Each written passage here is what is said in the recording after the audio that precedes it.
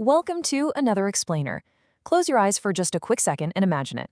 The rhythmic, soothing sound of waves crashing on the shore, a salty breeze hitting your face, the warm sand right between your toes. Today, we're exploring a truly awe-inspiring piece of nature that pretty much all of us have encountered, but honestly, very few of us have ever fully understood. Every year, millions of people walk along beaches collecting seashells. It's this incredibly familiar, almost universal human experience, right? You spot a little glint in the sand, you pick up this beautiful, wildly intricate object, and you just turn it over in your hand. But what are you actually holding? What's the real history of that shell, and how on earth did it achieve such mesmerizing, perfect mathematical beauty? Section 1. The humble, soft-bodied architect. To really understand the shell, we first have to look at the master creator behind it. We're talking about the mollusk. It's a humble, squishy, soft-bodied creature that acts as a fabulous, lifelong architect. Okay, let's dive into this. The entire growth of a shell is handled by a super specialized part of the mollusk's anatomy called the mantle. The mantle is this thin, soft organ that sits permanently right up against the shell's opening, and it slowly, meticulously adds new material to the edge and the inner surface. It is, quite literally, a living 3D printer. Day after day, it just constantly extracts calcium and carbonate straight from the seawater and secretes them exactly where the animal needs them. Section 2. Nature's calcium carbonate factory. But how does a soft, fleshy little creature build a fortress that's as hard as stone? Well, the answer lies in the completely fascinating chemistry of biomineralization. Because in so many ways, the mollusk is constructing its house using the exact same principles we humans use to build our own structures. Now, what's really interesting here is how these materials actually work together. If you've ever watched construction workers building a massive skyscraper, you know they use steel rebar to give it shape and support, and then cement to fill in all the gaps. Well, the mollusk does the exact same thing. The protein secreted by the mantle acts just like that steel rebar, while the calcium carbonate acts as the cement. The shell is built in 3 main layers. The outer layer is mostly protein, just there to protect from basic wear and tear. The middle layer uses a super stable crystal called calcite for tough structural strength. And finally, that inner layer, it uses aragonite to create nacre, that beautifully smooth, iridescent mother of pearl that sits nice and comfortably right against the animal's soft body. Section 3. The math of the spiral. So we've got the chemistry down, but what about the shape itself?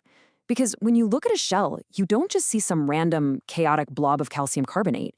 You see absolute, incredible mathematical precision.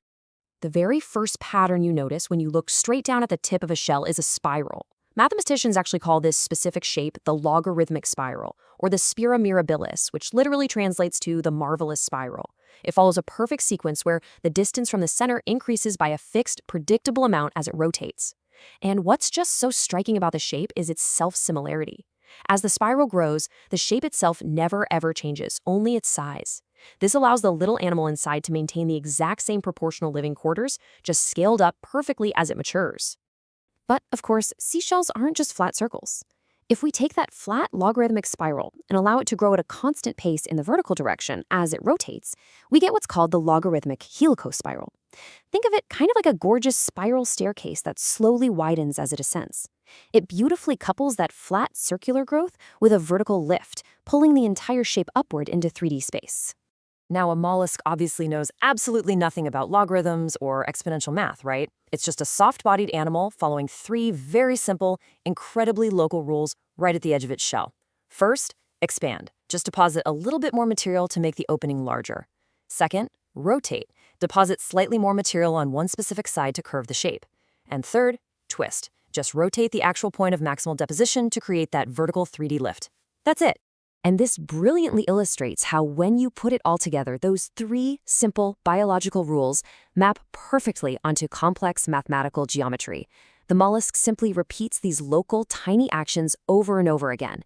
And from those basic rules, an incredibly complex and literally perfect geometric shape emerges. It's mind-blowing. Section 4. Spikes, wedges, and smooth shells. But wait, that basic spiral is really only part of the story.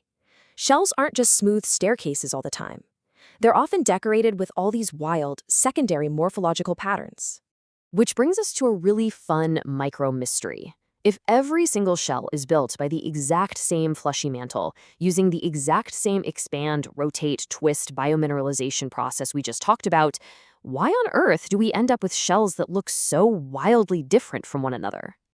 Just look at these absolutely stunning examples from the deep ocean. On the left, we've got the hexaplex with its intricate, almost fractal-like protrusions, and on the right, the murex pecten, which is armed with these razor-sharp spines that literally extend centimeters out from the shell surface.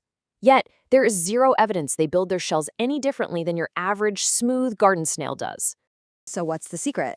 It actually all comes down to a physical, mechanical mismatch between the soft, rapidly growing animal and its rigid, unyielding house. If the shell opening expands too slowly relative to how fast the mantle is growing, the soft, elastic tissue of the mantle basically gets compressed.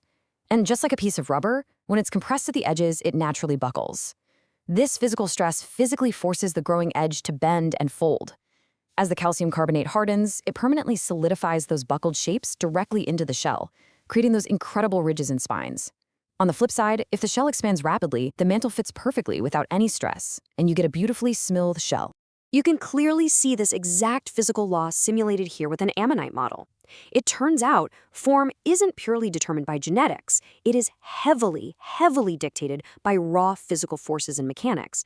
The exact rate of expansion acts as a literal physical diagram of forces, permanently recording the mechanical stress the animal experienced on a day-to-day basis as it grew.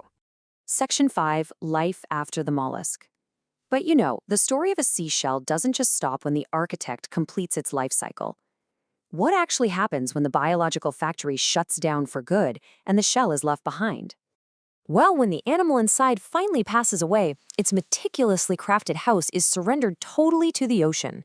These empty biological fortresses are relentlessly tumbled by the waves, gradually pounding against rocks and other shells over and over. Over vast, sweeping stretches of time, they break down into tiny, microscopic pieces, eventually forming the brilliant, soft white sand of the very beaches we love to walk on.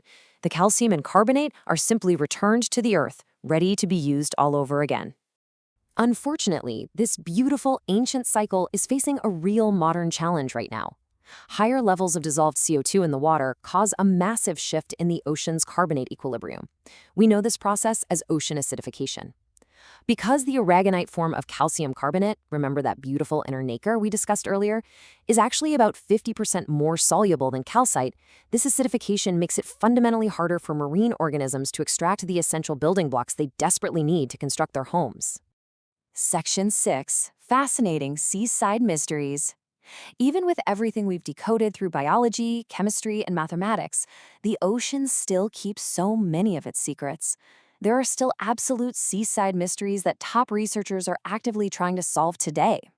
Let's move to and see how this builds into even bigger questions. For instance, consider this wild fact. Over 90% of all gastropod shells coil to the right. It's a massive, glaring symmetry break in nature, and scientists still haven't found a clear genetic explanation for why it happens. Or how about convergent evolution? Those massive defensive spikes we saw earlier, they evolved completely independently in species of bivalves, gastropods, and cephalopods that aren't even closely related at all. And finally, scientists are actively investigating how shell forms might act as actual environmental hard drives, locking away hidden data about the ancient oceans they were originally formed in. The next time you pick up a seashell, I really hope you look at it completely differently. You aren't just holding a pretty little souvenir from your beach trip, you are holding a tiny, perfect masterpiece sculpted by time, tide, and pure cellular ingenuity. You're holding complex chemistry, millions of years of evolutionary biology, and a perfect mathematical equation all resting quietly right in the palm of your hand. Thank you so much for joining me for this explainer. If you enjoyed diving into the hidden logic of our natural world, be sure to join us next time. Discovery Room, where curiosity comes alive.